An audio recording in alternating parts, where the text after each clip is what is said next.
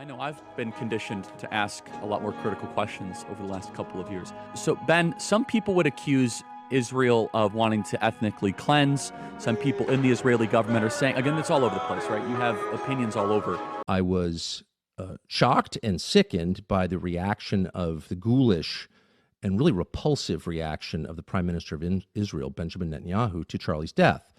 Tyler Robinson, the one and only suspect in the Charlie Kirk assassination, has been in custody for a few days now and has just made his first court appearance where he stood without legal representation and didn't enter a plea.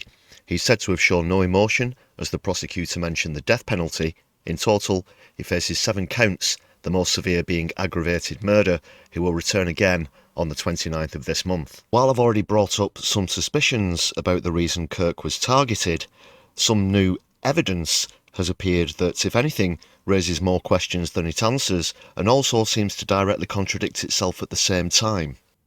Let's see what's happening. I'd like to begin by pointing out that I'm still not 100% convinced that this guy, and this guy are the same person, any more than I'm convinced that this guy is the same as this one. Where these new apparent revelations are concerned, it's suggested that Kirk left a message for his trans roommate, who he was in a relationship with. There is, it seems, a transcript of text messages that, if I'm being honest, read more like the work of a Hollywood hack than a legitimate exhibit of evidence. This is also amazingly convenient for the prosecution. I won't read into the full exchange, but it's there on your screens if you want to pause and read through it all. I guess the one question that jumped to my mind first would be, if he wanted to keep his guilt a secret until old age, then why in the name of God would he leave a written confession behind underneath a keyboard? Furthermore, what incident or chain of events after the plan having apparently succeeded then led to a change of tact, whereby he immediately confesses to a roommate/lover and then his own father within hours, despite there being no heat on him and the trail having gone cold? He ditched the idea of remaining anonymous for what appears to be no apparent reason. I think I can smell shite.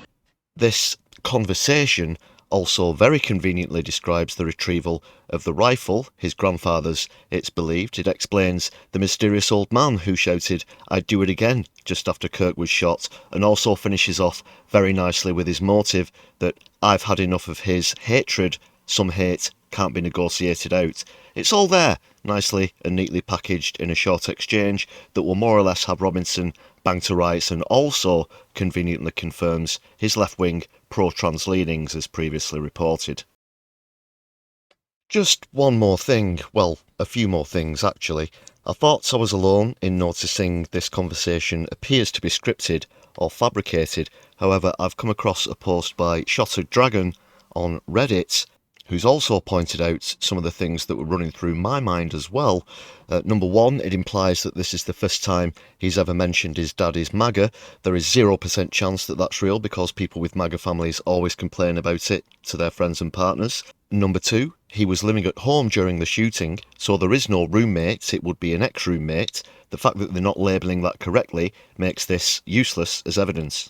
Why would he implicate his apparent lover by saying, "Remember how I was engraving bullets"? That doesn't make any sense. Also, if he planned it for so long, why did he make so many basic mistakes, such as not using gloves, no proper escape route, using a weapon that he can't easily discard without a trace, and so on? It doesn't line up with something that's premeditated for so long. Also, the language that was used, nobody says "my love" or "a little while yet." And it's also claimed that this exchange took place over text messages, but people around that age rarely use text. I think especially where the subject of the conversation is concerned, it'd be much more likely to communicate over a social messaging app such as Snapchat, which delete messages after a certain amount of time, as well as encrypted apps such as Signal and WhatsApp alike. Just back to that second arrestee, the so-called crazy old man, as Robinson is supposed to have described him. How would he know about the arrest? How would he also be able to explain things if, at the time, he was fleeing the scene and wasn't even present during the incident? Expert truth assessor Jeff Goldblum is on hand with his thoughts on the conversation. What do you say, Jeff? That is one big pile of shit. Finally, and perhaps as the biggest shock so far, it's now come to light that the chief rabbi of Israel himself sent a letter of condolence to Kirk's family. That might seem odd, as it is, with him having recently been a critic of theirs. However, the reason I'm bringing this up is that the letter in question was dated September 2nd, that's some 8 days prior to Kirk's assassination in Utah. What? What? Okay. What? What? You gotta be f***ing kidding. Why would such a correspondence be written over a week before it was required? You tell me.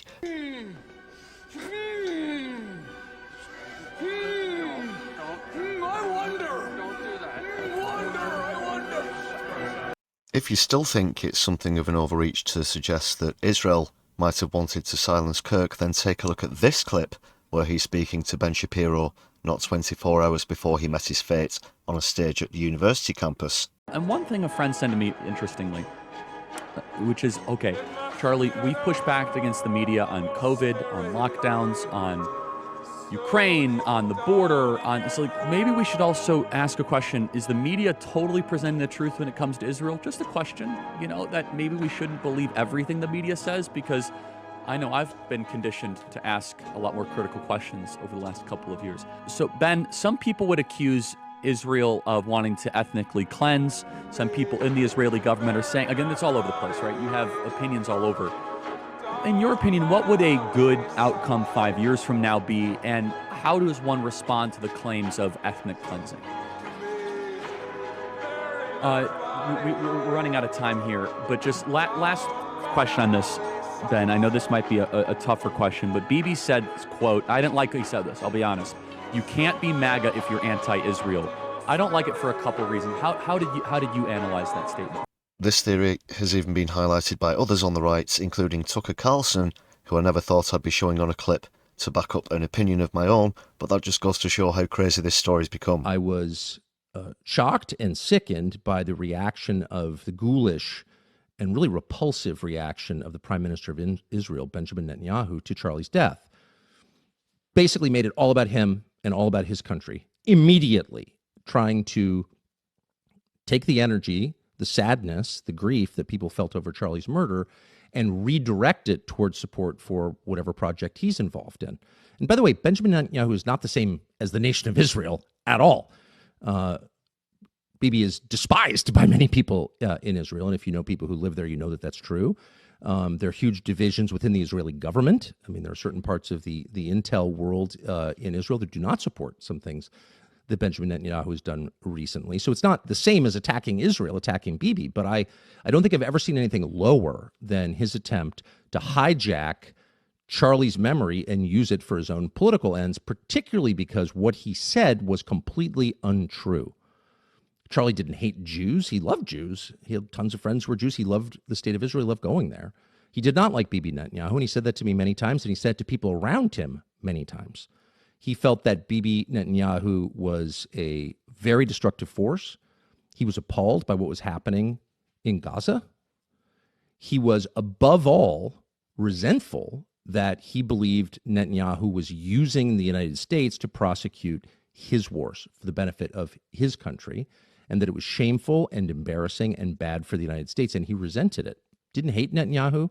He wasn't out there with a placard saying that, but he certainly expressed that to me and a lot of other people. And there's no question that Bibi's defenders on the internet will call me a liar or a kook, but that's a fact. And enough text messages exist that I think it can probably be verified in pretty short order. Not that it needs to be, because that is true.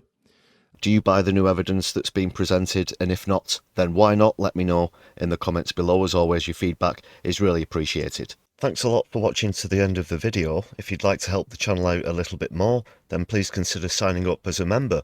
For only 99p, there are some great perks for you to enjoy, including exclusive content, early viewings, plus lots more, and you get to join the list of awesome people that you can see on your screen right now. Follow the link to join in the video description. If you'd like to make a one-off contribution, then please hit super thanks or follow the link to our Buy Me a Coffee page, where you can help to show solidarity and support the channel for just the price of a tasty hot beverage. All contributions are greatly appreciated. Thanks again everyone. My left, I'll be seeing you soon.